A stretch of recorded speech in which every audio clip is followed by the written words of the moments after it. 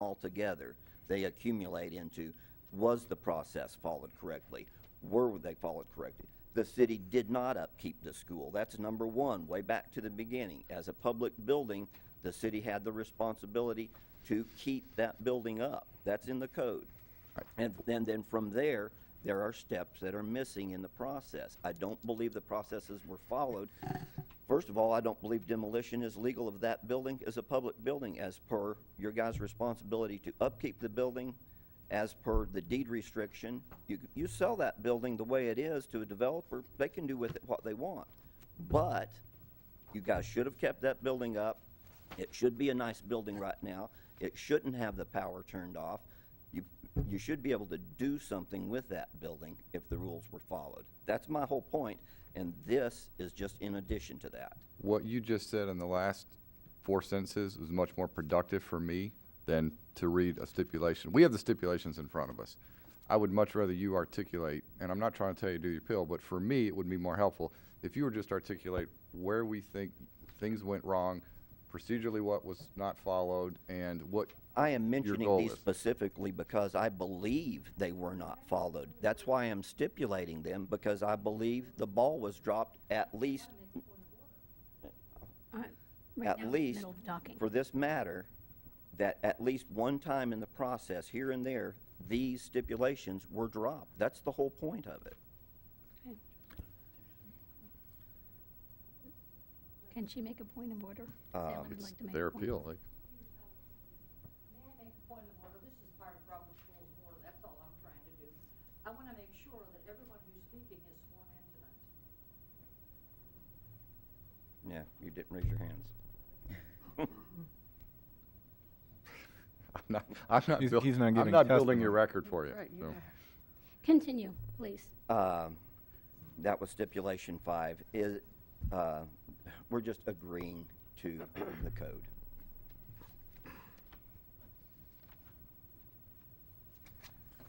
Do we agree that no application or permit for demolition for the property located at 8997 Darrow Road exists? Is there a application Again, no, you've asked that. as part of a fuller question? Do we agree that section 1349 exists and requires any application? You already answered that. You said it is part of the law, and I could not find that, so we'll just move on that one. Stipulation 8, do we agree that Appellate Exhibit A is a procedural flow chart? That's where I got my information. It comes up so small on the city's website, and the font is not of quality enough. It comes out really fuzzy when you blow it up. You have to get a good set of glasses or magnifying glass on it. But it shows the non-residential flow chart for obtaining a permit. That's where I'm getting my information from. That shows the specific order that you should be in to get a permit. The ARB is down the list on that. First, you're supposed to get your application for demolition permit in order.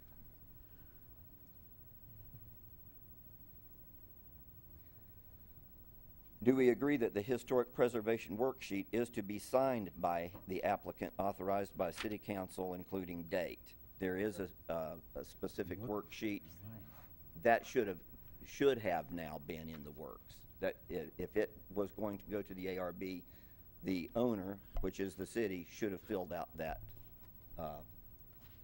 worksheet. Mr. Hill, just a second, I'm still on 8, stipulation 8. Have you included this exhibit with this packet that you've handed me? Because I'm not seeing the flow Oh, chart. I'm sorry. No, I have not. It's in the exhibits right here. It is on the government documents page at the bottom under permit flow charts. Okay. It's readily accessible on the website.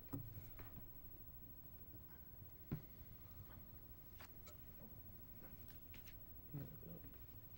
All right.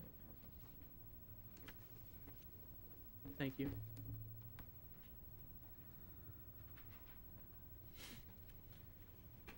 And did I hear you correctly, this was for non-residential? Correct. Okay.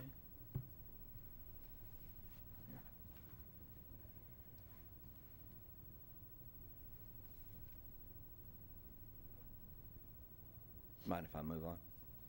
Yes, sir. No. Do we agree that there is no Chapter 1162 in the Twinsburg zoning code, which is found on the application for certificate of appropriateness as well as other city documents? I've seen this pop up somewhere. I don't know what it is. The 1170 should supersede any other thing on the application for certificate of appropriateness. And this is just showing that there's just a lot of work to be done. If you guys would just pause and step back and straighten things out before just going forward and throwing stuff at the wall, seeing what sticks. It's hard to wade through all of this and get any sense out of it. It's just a convoluted mess to wade through. And I don't even expect an answer to that because I don't think anybody knows what 1162 is. It's not even on the books. But yet it appears on the certificate of appropriateness. Stipulation 10, do we agree that the historic preservation worksheet shall accompany the application? That's just procedural again. It's in the books, it's there. No reason to go through that. Stipulation 11, do we agree that the purpose of sections 1170.07 and 1349.07 based on ordinance 31-2011 is to allow the ARB to review site plans, restoration plans, to identify structure to be demolished, the impact on adjacent properties, timeline for demolition and reuse of property? I just cut and pasted that, so we know it is. That's exactly what it's for. Stipulation 12, do we agree that on September 5, the ARB adopted a motion confirming the provisions of the historic preservation and that demolition of the structure will significantly distract? Yes, we have the minutes for that. We're all aware of that. I assume that you guys are all aware of that. Stipulation 13, do we agree that on December 12, the ARB reversed their decision previously agreed to on December 5, 2013 and approved the certificate of appropriateness?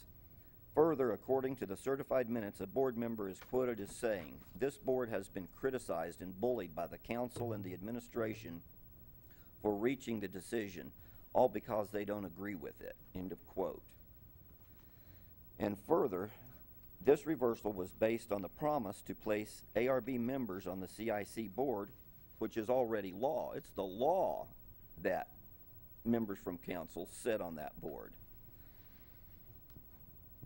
In closing, I only have 13 stipulations here. I could have easily put twice that many. I put 130 just pulling a number out of the air, but I could have. Everything I have researched shows a lack of any consistent application of the codes and ordinances by the city. One gentleman with the ARB says he's been on the ARB board for 14 years and had never seen an application for certificate of appropriateness.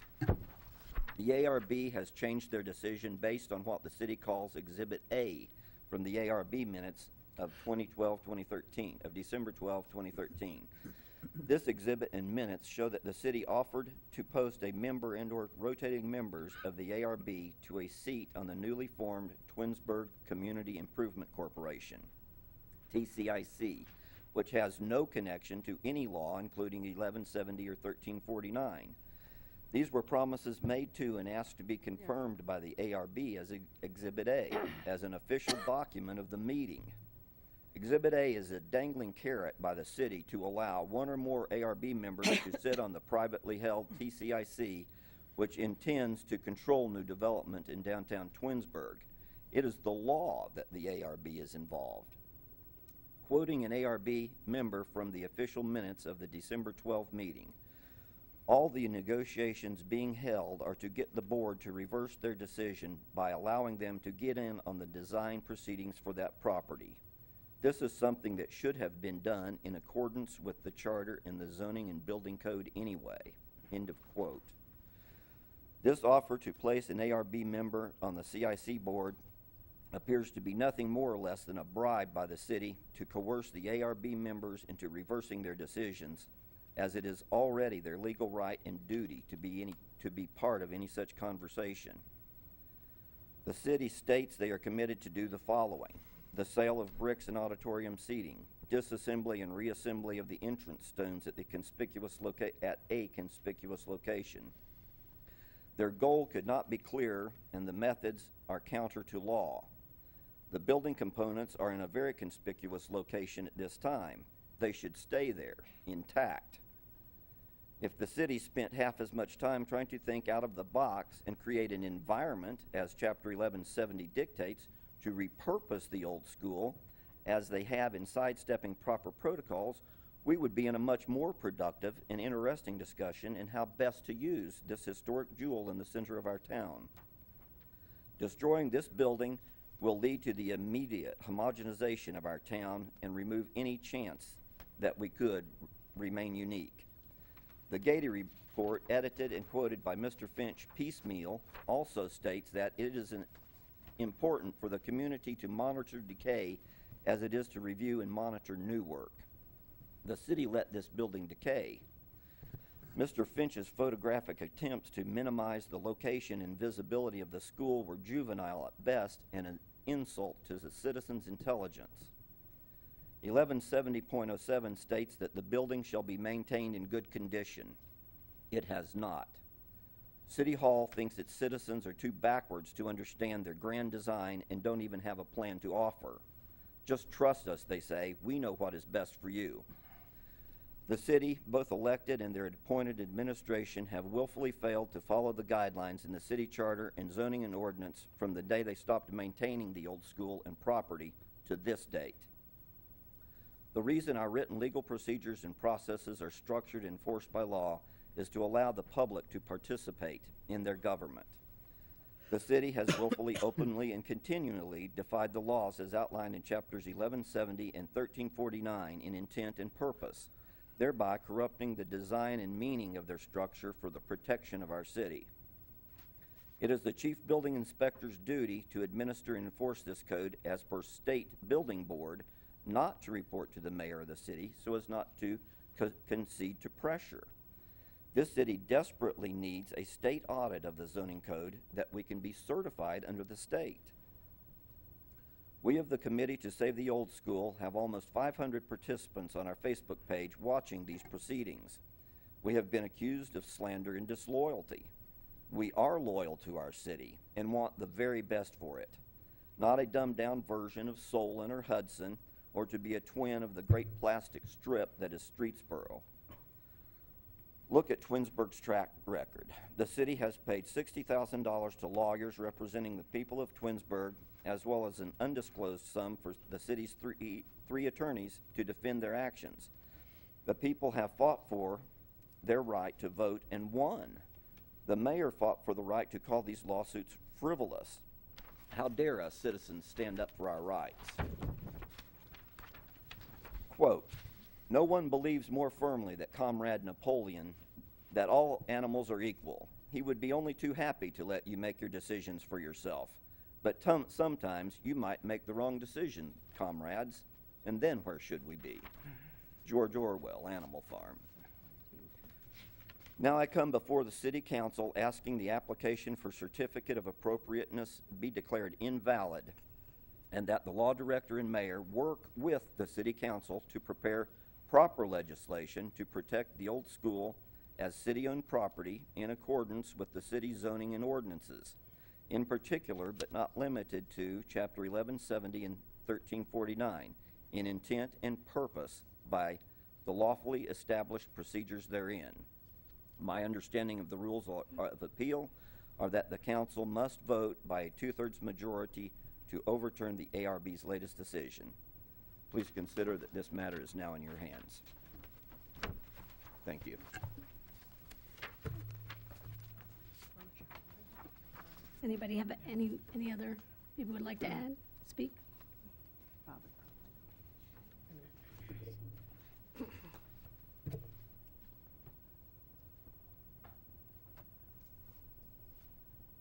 Thank you, Peter.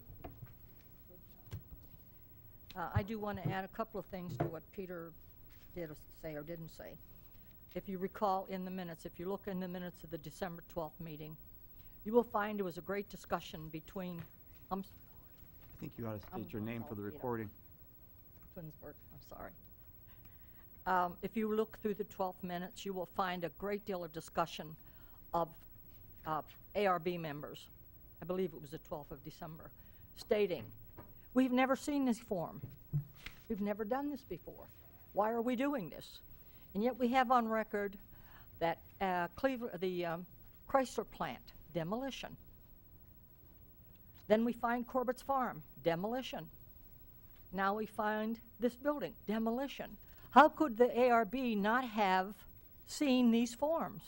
The forms, number one form, must be certified that the person requesting the permit is an official owner of the property. You wouldn't give somebody a permit if the wrong person came and asked for it. You gotta have a certified signature that the person that's applied to for this permit. And when it was brought to the attention of the, I believe it was a planning commissioner, that we've never had these forms, we've never seen these forms. Mike DeCilio in his report on December 12th said, this is wrong procedure. We don't have any procedures here. We don't have applications. We don't know who's applying. Concern after concern. We've gone to the ARB meetings with the same concern. You don't have a site plan. You don't have a demolition plan. You don't have a future plan. Oh, well, we've got conceptual plans. You won't find anything in our zoning code that applies to a conceptual plan. You've got to have a plan approved by council or by planning. You were given this. This is a flow chart of how you, and it's exactly the way it should be. You first of all have the staff review. That would be your building commissioner. And immediately upon application, he immediately goes right down to where it says ARB board. And ARB board immediately goes over to planning. And between the two of them, they work out, is this good, is this bad? They work it out. Then they take it, and then they start to complete the process. This hasn't been followed. I believe that the building commissioner made the comment when one of the members... regarding a demolition permit or a certificate of appropriateness? No, you can't have a certificate of appropriateness without the first step. Somebody has to ask to demolish. Somebody has to say, I want to demolish this building. I think this is where Then when you demolish, then you say, yes, and I am the certified owner. I signature here that I own that property. Then the next step is the building commissioner, if you read the laws, are in there. He immediately says, okay, I will review this. It's the chart is so simple. He says, I'll review this application. It's called application. Then he said, I'll review it. Then I'll send it immediately to the architect, whether or not it's a demolition permit or if it's a permit to build a new building. ARB's going to look at it. So it's a process for applications. So what happens is when you don't have an application, you don't have a foundation. And it was asked, one of the members of the ARB, like Peter said, I've been here 14 years, I've never had an application before me. And I believe someone said, oh yeah, they're on file. Mr. Maestro, she said, we'll get you some. We'll get you a copy. And that's all well and good, but I think all we're trying to tell you is that these laws were established years ago. Maybe we've never had demolition in our city before, I don't know. But I know we've had 3 within the last few years.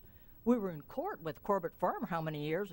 Who knows? And the minutes of the ARB meeting are full of, well, you didn't come to us with this, and we don't know that. And how long did it take the ARB to give a demolition permit to the Corbett Farm? A long time. Misled. Why? I don't know. I don't know why anybody would. I don't understand misled. Because the procedures weren't followed. You don't even have to ask if you follow the procedures. You don't even ask where are they, where's the application, where's the application? We don't have it. And like I said, Mr. Maestros is quoted in the minutes as saying, oh, they're on file, we'll get them for you. That's after the fact. And comment was made, this is different. This is a city building. That was private land. The planning commissioner said, it's all the same. Private citizens are So where treated do you just like think on city. this- So I don't know how old this flow chart is. I have not seen this before. But where on the flow chart do you think certificate of appropriateness would go? Because that Right, was see- updated. You see where it in the- says that here, was ARB? updated on See where it says 11/70. ARB here? That was updated on 2/20 11/22/11. So it was just updated 2 years ago. It's different. Today's today. Today's the 14th, 2014. Well, how do I know that this is the correct It's on process? it's on your website. Doesn't mean, I know because it's on the God website knows doesn't we mean that know. it's the most We know that the accurate website is document. not always accurate. Okay. But if So it's, again, if it's so- edited, So we have 11, we have an ordinance that was passed with a certificate of appropriateness required prior to a demolition on 11/22. no, no, yes. no. Th- You don't, building down as long as it's owned by the city, period. That's the deed restriction. Folks, you can't just everybody speak at the same time. You have to come to the yeah. podium, state your name. The city hasn't applied for a demolition permit, so. well, then why are the read it. Because you gotta get a certificate of appropriateness before you get a demolition permit. That's what it After says. the ARB reviews the site plan, after the ARB reviews the demolition plan, then if you read, we'll follow, I'll give you the flow chart of that. After they review that,